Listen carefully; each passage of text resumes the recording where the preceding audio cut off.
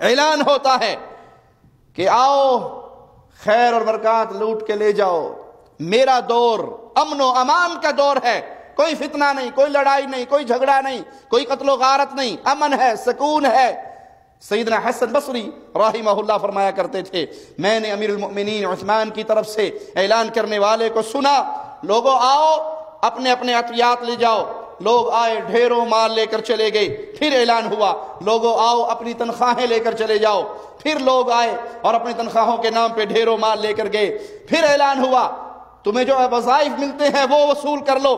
لوگ آئے، وظائف لے کے چلے گئے، بہت زیادہ مال لے کر گئے۔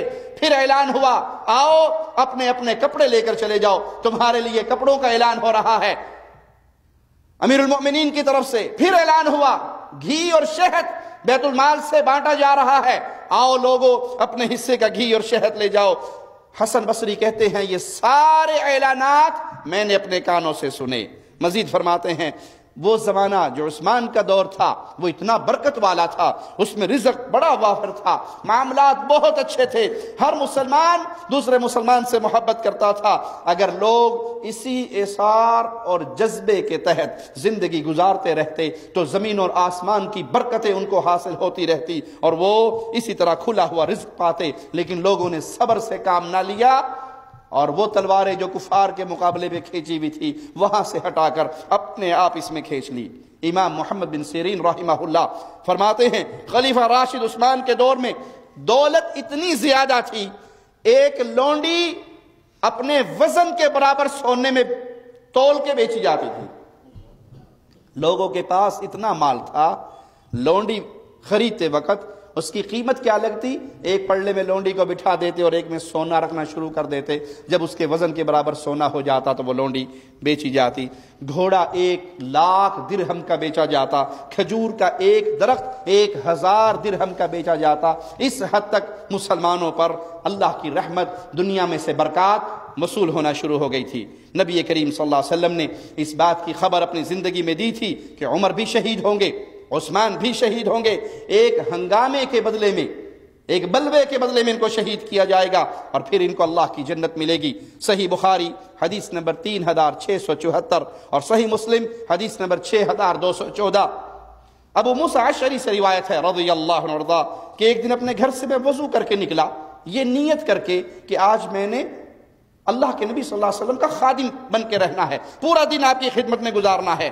میں مسجد میں آیا، آپ نہ ملے، میں آپ کو پوچھتا ہوا، تلاش کرتا ہوا، میں نے آپ کو ایک باغ کے کنویں پر بیٹھے ہوئے دیکھا، آپ اپنی ٹانگیں اس کنویں میں لٹکائے ہوئے بیٹھے ہوئے۔ میں آیا، سلام کیا اور آ کے پھر دروازے پہ چوکیدار بن کے کھڑا ہو گیا۔ تھوڑی دیر بعد دروازہ کھٹکھٹایا، میں نے پوچھا کون ہے، تو جواب ملا ابو بکر ہوں، اللہ کے نبی صلی اللہ علیہ وسلم کے پاس آنے کی اجازت چاہیے۔ کہ میں نے کہا ٹھہریے، آج میں دربان ہوں، میں پوچھ کے آتا ہوں، اجازت ملے گی تو آپ کو بتاؤں گا۔ میں نے آپ کو سلام کیا، کہا ابو بکر آئے ہیں، آپ نے کہا اسے اندر آنے کی اجازت دو اور جنت کی خوشخبری دو۔ تھوڑی دیر گزری، دوبارہ دروازہ بجا۔ ابو بکر کے بعد دروازہ بجانے والا عمر کے علاوہ ہو کون سکتا ہے؟ دروازہ بجا تو امیر عمر، پھر اجازت مانگی، آپ نے کہا اجازت دو اور جنت کی خوشخبری دو۔ تھوڑی دیر کے بعد دروازہ پھر بجتا ہے، میں پوچھتا ہوں کون ہے، جواب ملتا ہے عثمان۔ میں آ کر آپ کو سلام کہتا ہوں، عثمان کی خبر دیتا ہوں، آپ فرماتے ہیں اندر آنے کی اجازت دو اور جنت کی خوشخبری دو، ایک مصیبت جو اس پر نازل ہوگی اس کے بعد پھر اللہ اسے جنت عطا فرمائے گا۔ ابن ماجہ حدیث نمبر 111۔ رسول اللہ صلی اللہ علیہ وسلم نے ایک فتنے کا ذکر کیا جو بالکل قریب میں واقع ہونے والا تھا۔ اسی دوران ایک آدمی وہاں سے گزرا جس نے اپنا چہرہ لپیٹا ہوا تھا، آپ نے فرمایا ھذا یومئذ علی الہدی، یہ جو منہ لپیٹ کر جا رہا ہے اس دن یہ ہدایت یافتہ ہوگا۔ تو راوی کہتے ہیں میں فوراً اچھلا اور میں نے اس بندے کے پیچھے تیزی سے لپکا اور میں نے اس کو پکڑ لیا۔ جب چہرہ دیکھا تو وہ عثمان کا چہرہ تھا۔ میں نے وہ چہرہ اللہ کے نبی صلی اللہ علیہ وسلم کی طرف کر دیا، اے اللہ کے نبی یہ اور اس کے ساتھ ہی ہدایت یافتہ ہوں گے؟ فرمایا ہاں یہ اور اس کے ساتھ ہی ہدایت یافتہ ہوں گے۔ اگلی ہی روایت میں رسول اللہ صلی اللہ علیہ وسلم نے فرمایا عثمان ان واللہ کہ اللہ ھذا الامر یوما، اگر تجھے اللہ مسلمانوں کا خلیفہ بنا دے، مسلمانوں کا والی بنا دے، فَأَرَادَ الْمُنَافِقُونَ أَن تَخْلَعَ قَمِيصَكَ، منافقین پھر تجھ سے جھگڑا کریں کہ یہ جو قمیص، یہ کرتا، یہ خلافت جو اللہ نے تجھے پہنائی ہے اس کو اتار دے. فَلَا تَخْلَعْهُ، تو عثمان اس خلافت کی قمیص کو نہ اتارنا.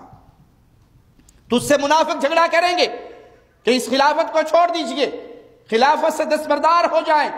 اللہ کے نبی صلی اللہ علیہ وسلم حکم دے رہے ہیں عثمان اس دن صبر کرنا، اللہ نے جو تجھے شان، جو کرتا، جو قمیص، جو خلافت تجھے پہنائی ہوگی اس کو نہ اتارنا. نعمان بن بشیر کہتے ہیں میں نے سیدہ کائنات عائشہ صدیقہ رضی اللہ تعالی عنہا سے پوچھا، جب بلوائیوں نے حملہ کیا تھا سیدنا عثمان پر اور وہ جھگڑ رہے تھے اور یہی ان کی آوازیں تھی کہ خلافت چھوڑ دو، آپ نے لوگوں کو یہ حدیث کیوں نہ سنائی؟ سیدہ کہتی ہے اس دن مجھے یہ روایت بھلا دی گئی تھی.